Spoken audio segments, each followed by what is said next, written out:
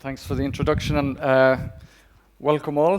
Thank you very much for coming this morning. We're very, very proud to sponsor the Alpha conference, the second conference I think we've had here in Australia, in Sydney. And I guess I sat here last year when we had the first one, and Noah Breslow, who is our CEO at OnDeck, gave a very good presentation around the state of the industry, really with a focus from the US and kind of some of the lessons learned from over there, as we had just effectively launched our business here in Australia at the end of 15.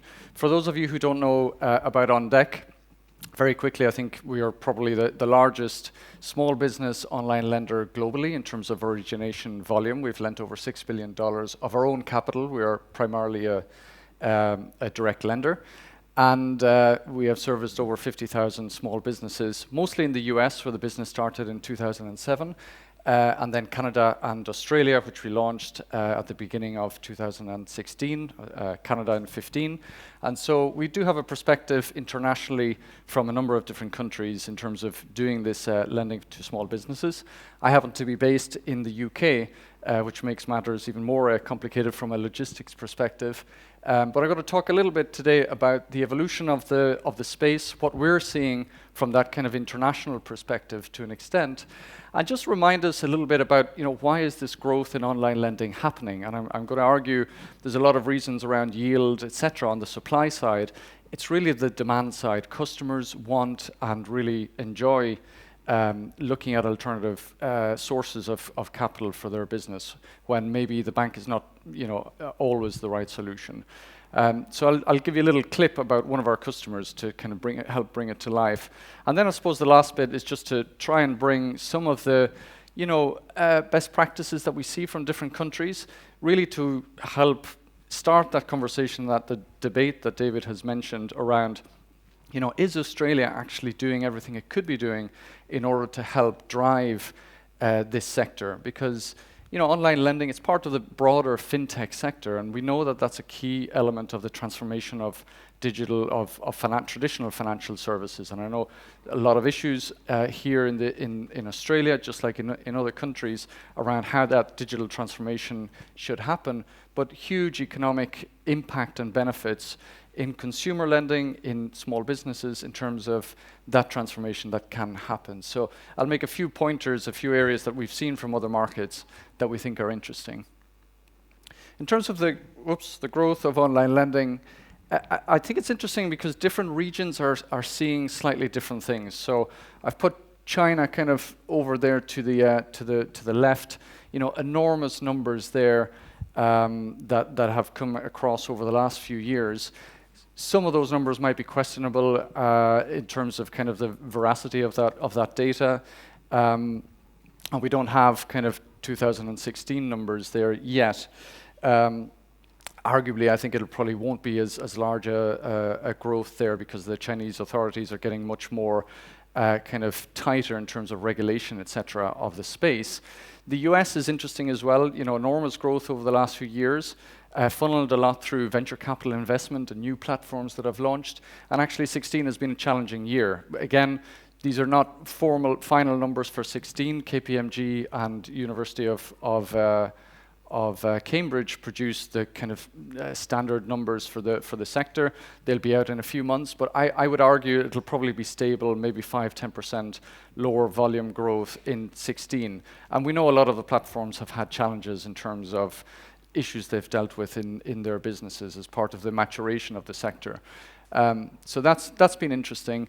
The UK has grown significantly, and I suppose one of the arguments I'd make is that the UK seems to have a good blend between kind of the regulatory structure to helping to impulse the sector in a responsible way, and they've had good growth, and it's a key element of the economy. This kind of whole fintech and digital transformation of financial services. And Europe is lagging behind. It's very behind in terms of origination volumes. And each country is looking into kind of how they can impulse the sector of online lending, both consumers and small businesses. And there's a lot of innovation happening. And I think one of the interesting things is you're starting to see brands emerge that people will recognize, whether it's PayPal doing lending to their small business ecosystem. In Australia, we see Tyro Payments looking at acquiring banking licenses. In the US, you have Square Capital, who have built a brand, OnDeck, ourselves, Lending Club. So, there's the start of slightly larger platforms that are emerging that do have some history over credit cycles and are I believe are kind of innovating across the space. And as I say, a lot of that growth over the last few years is because of huge amounts of venture capital being poured. And this is the US numbers, and you'll see 16 has been a huge decline. And I think that's, again, a leading indicator of what's happening in the US. May well happen in Australia, in other countries that are a couple of years behind the evolution of the space. In the US, this is a chart from Orchard. The green block represents just a number of the online lending platforms across consumer, small business, property, mortgages, etc. I think that captures probably 15 to 20% of all the players that have been launched in the last few years in the US. So there's just an enormous number of players. They're not all going to survive. This time last year, Noah presented this chart, and he kind of said, this is the evolution of the space that we've seen in the US, from a low awareness of customers knowing that online lending is a thing, that it exists, and that it's an alternative to traditional kind of bank credit, to a degree of skepticism of well, are these solutions any good? Do they work? And then a stampede in terms of huge amounts of investment into the space, leading to a shakeout. So you kind of thought that might be the next stage in the evolution. I can tell you from the US, we're firmly in that space, or in that stage of the sector in terms of that shakeout. And I think what's interesting is, from our perspective of having launched here in Australia a year ago and looking at that evolution, we feel that those same stages will take place over here as well, but compressed in terms of time, and also some of the stages happening at the same time. So there is a low awareness of online lending as a concept here in Australia from end customers. At the same time, there's a lot of skepticism. At the same time, there is actually a lot of investment going into the space. So the kind of phases are happening a little bit compressed and in parallel. So in terms of Australia, how do we think it's doing? I guess I'd say it's certainly holding its own. The levels of investment are up significantly, according to KPMG in a report that's just been out, and the volumes of alternative lending are quite reasonable for the young evolution of the space over here. I think the interesting thing is that adoption and that awareness of fintech solutions is still low, a little bit lower than the global average.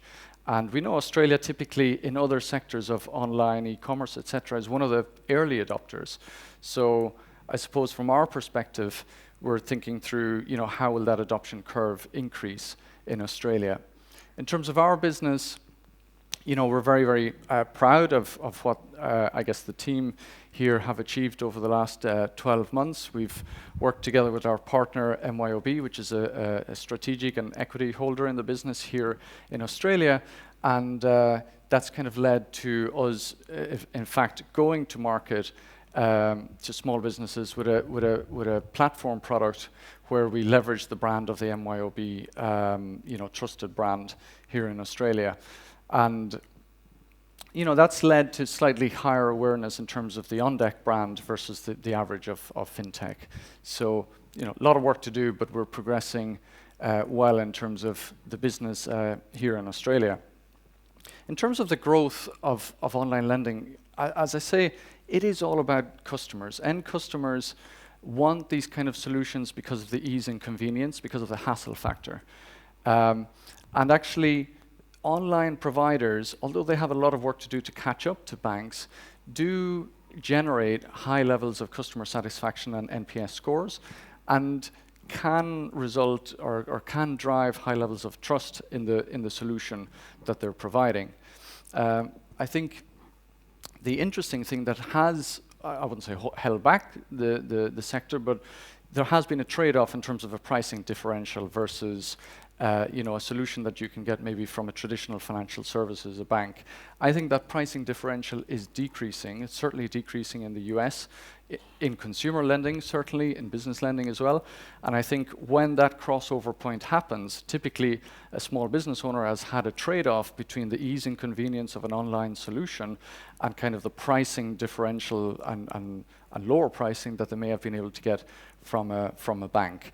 I think as that compresses, then you have an interesting situation where going to the bank directly may not be, or you may think of an alternative as validly and as frequently as you would going to your bank directly.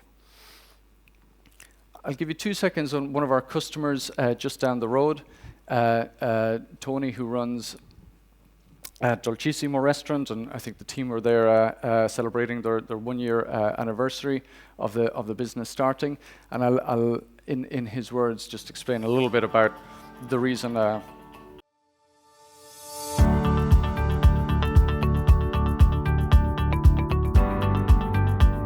name's Tony Rosidi. I'm the owner and director of Dolcissimo here in Ramsay Street, Haberfield. It's a gelateria, restaurant, cafe and pizzeria. We've been based in Haberfield for the last 30 years and in this particular premises for the last 15 years. It's a big statement. I strongly believe that we'd be one of the leading restaurants in Australia. We make our gelato daily and daily only. We're hoping by early next year we'll also have a mini quality upmarket fruit section and a delicatessen. We trade 7 days a week. We've got 9 staff, including myself. At peak periods, we've got up to 14. The restaurant business is without a doubt the toughest industry, primarily due to the extremely intolerable long hours. We have to stay open for the public. It's not our downtime, it's the public's downtime, and that obviously is our best trading periods.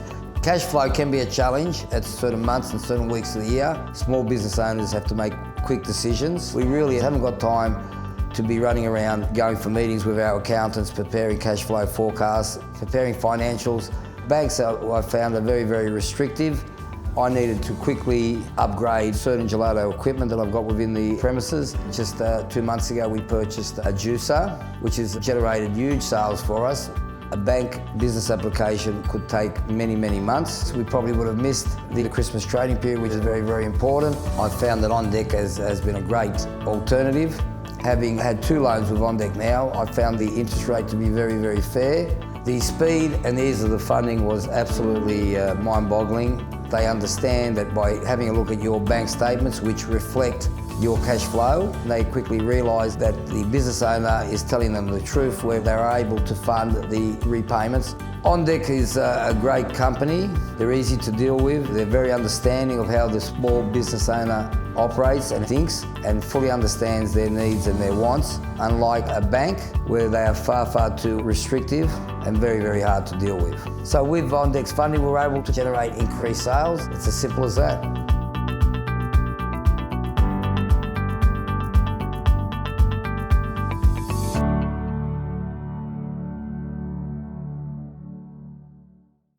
Good. So I think that gives an example. That's a very typical customer of ours, and actually a lot of that, the things that Tony was mentioning about speed, ease, convenience, it's not meant to be an OnDeck commercial. You will see that kind of feedback from customers on the consumer side, on the small business side, dealing with online digital alternative lenders. That's kind of the strong point that these platforms provide.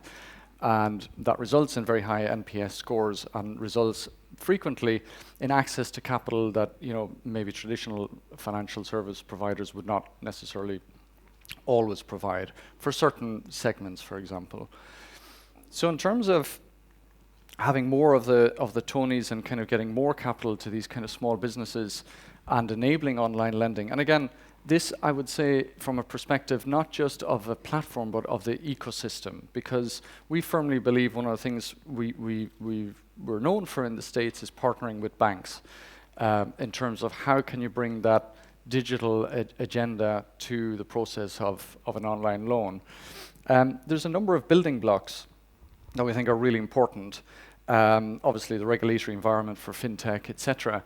But I'm going to highlight a couple. Customer awareness and the whole idea of kind of transparency and access to data are really crucial building blocks that I think are important across the sector, not just for the actual online platforms themselves.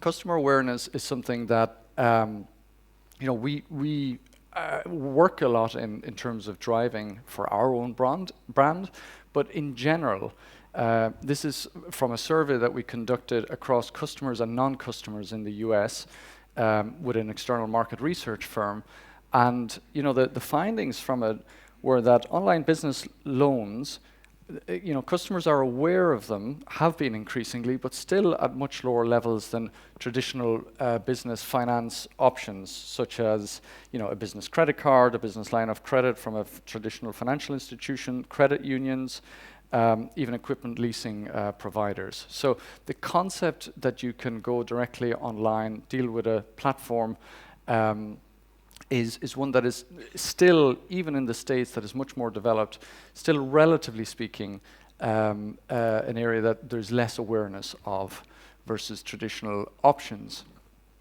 And I think the interesting thing is that when we looked into the results of the survey, the younger businesses were much more aware than the older businesses. So the next generation of entrepreneurs and small business owners, in our case, are looking for these solutions. They're more aware than maybe the kind of more established businesses. So that points to, I suppose, where things are going.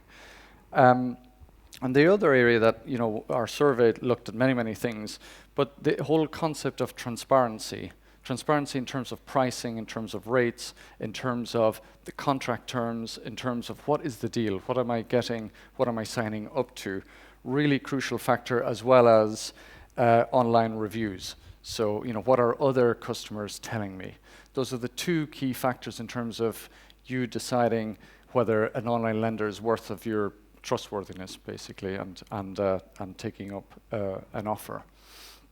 I think those speak across the board. They're not an OnDeck specific finding. I think you'll find them when you survey small business owners in terms of their requirements for credit.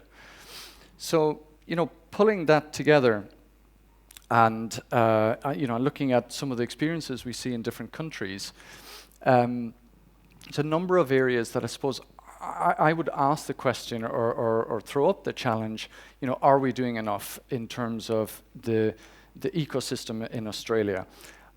For example, do we have a kind of a top-down governmental-led focus on fintech? And maybe it's a bit of a rhetorical question, because I think the only place that certainly I've found that is in the UK, where literally the government 10 years ago after the GFC sat down and said, okay, financial services are a strategic industry for us, and they're getting transformed by the digital revolution. We're going to actually be first in the world. We're going to focus on this from the top down, and that actually has driven a lot of the regulation that's come out in the UK, and a lot of policies, not just from the regulatory perspective, that have helped online lending and fintech in general in the UK. So it's not, the government decided not just this in terms of helping, I suppose, end customers have better outcomes, but more as a strategic decision that actually this is an industry we want to grow and we want to be leaders worldwide in.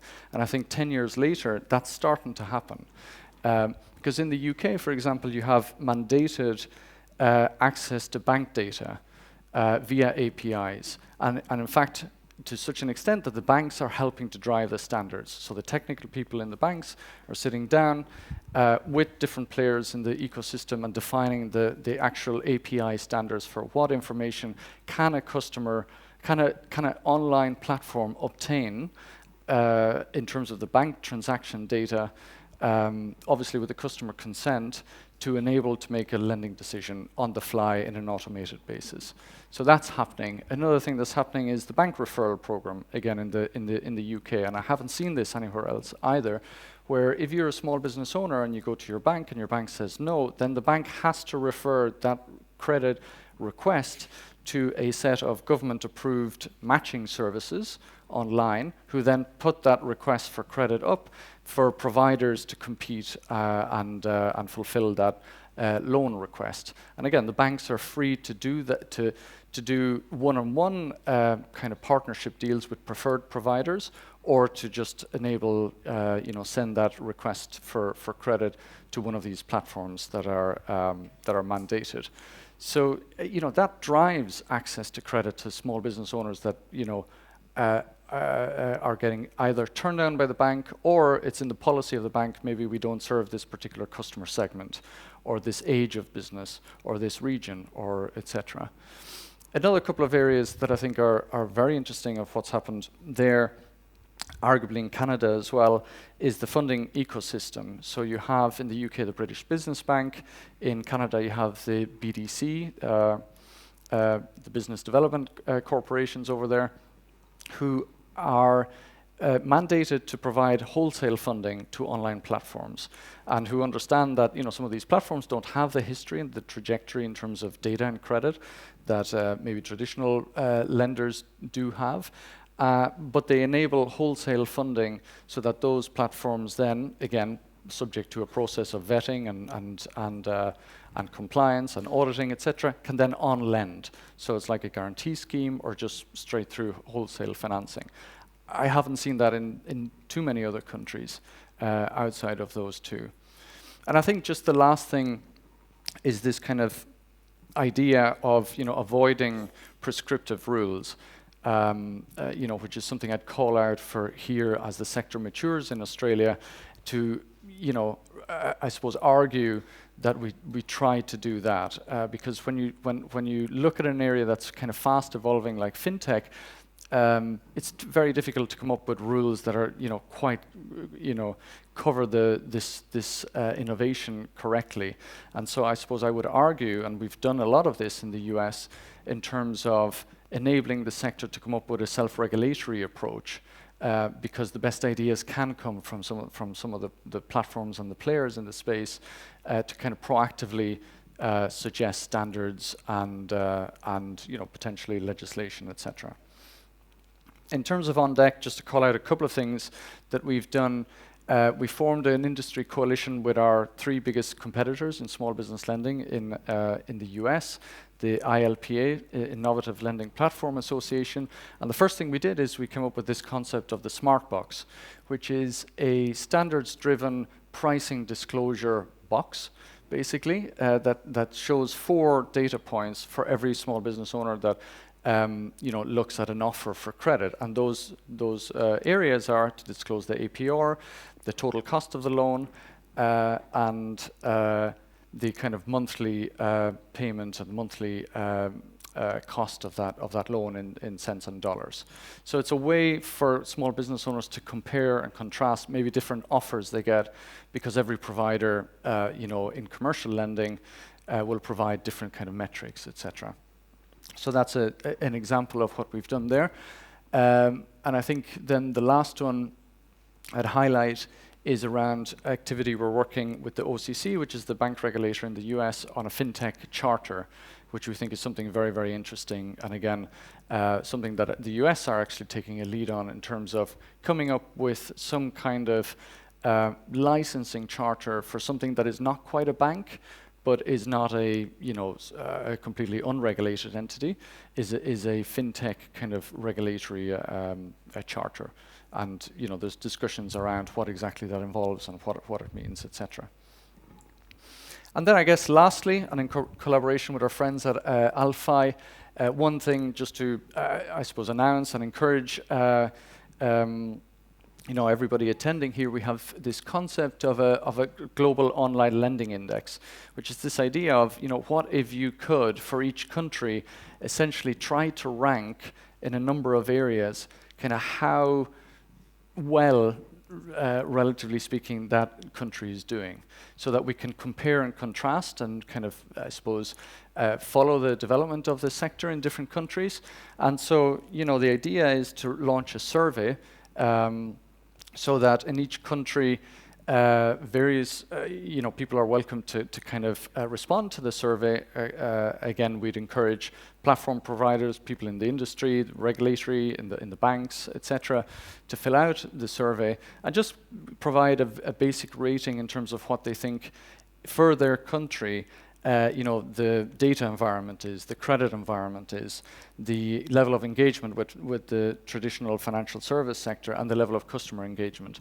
And the idea there is to kind of be able to measure that and then show progress, relatively speaking, and with an idea also of highlighting areas where certain countries or certain markets are doing good stuff, and there's leverage of best practices that can be brought.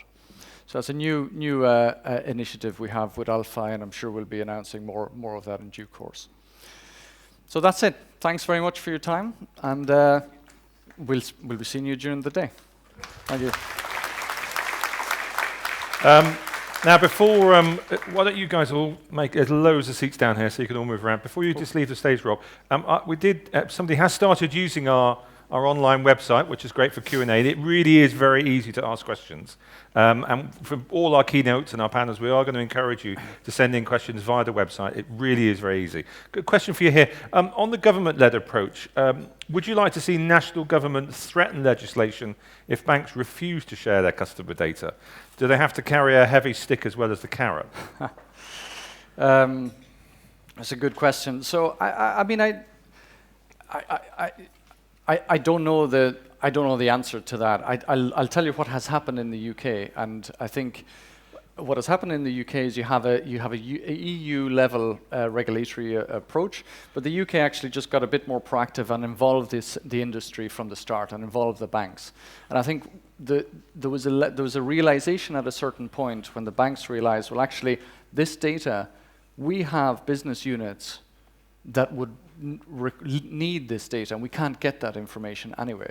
So they actually realized that it was in their own interest to be able to provide access to the data, because you may have a division within the bank that also couldn't typically, without APIs and standardized approaches to obtaining that data, could not use that for its own purposes. So maybe the carrot and stick approach does work. Although one of the interesting things I picked up on talking to bankers as well, though, they were very concerned about sharing any information, granular information about their customers. And their compliance and risk people were all over that. So that was a real issue as well. That's a real issue. And I think the approach they have is to do it in stages. Right? So the first stage is just very high-level generic data about the account, how long have you had it, etc. Over time, I think, with security, etc., maybe that gets more, the granularity of the data will get more expanded. Thank you very much, Rob. I'm very grateful for that fascinating speech.